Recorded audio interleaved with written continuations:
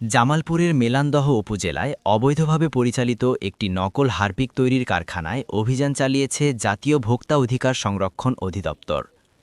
অভিযানে বিপুল পরিমাণ নকল পণ্য জব্দ করার পাশাপাশি কারখানাটি সাময়িকভাবে বন্ধ করে দেওয়া হয়েছে। সোমবার ২ ফেব্রুয়ারি গোপন সংবাদের ভিত্তিতে মেলান্দহ উপজেলার চরপলিশা বাজার এলাকায় এই বিশেষ অভিযান পরিচালিত হয়। ভোক্তা অধিকার সংরক্ষণ অধিদপ্তরের জেলা কার্যালয় সংবাদ পায় যে ওই এলাকায় দীর্ঘদিন ধরে কোনো প্রকার অনুমোদন ছাড়াই নামী ব্র্যান্ডের আদলে নকল হারপিক উৎপাদন ও বাজারজাত করা হচ্ছিল। অভিযান চলাকালে কারখানা থেকে প্রায় ৮০ কার্টুন নকল হারপিক জব্দ করা হয়। সংশ্লিষ্ট কর্মকর্তাদের তথ্যমতে জব্দকৃত এই নকল পণ্যের আনুমানিক বাজার মূল্য প্রায় ১ লক্ষ টাকা।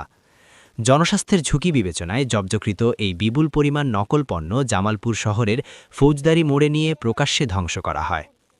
ভোক্তা অধিকার সংরক্ষণ আইন লঙ্ঘনের দায়ে উক্ত কারখানার মালিককে ৫০,০০০ টাকা জরিমানা করা হয়। একই সাথে জনস্বার্থে কারখানাটির উৎপাদন কার্যক্রম সাময়িকভাবে বন্ধ ঘোষণা করে সিলগালা করে দেওয়া হয়েছে। জাতীয় ভোক্তা অধিকার সংরক্ষণ অধিদপ্তর জামালপুরের সহকারী পরিচালক মোহাম্মদ শরীফুল ইসলাম জানান, গোপন সংবাদের ভিত্তিতে আমরা এই নকল কারখানার সন্ধান পাই।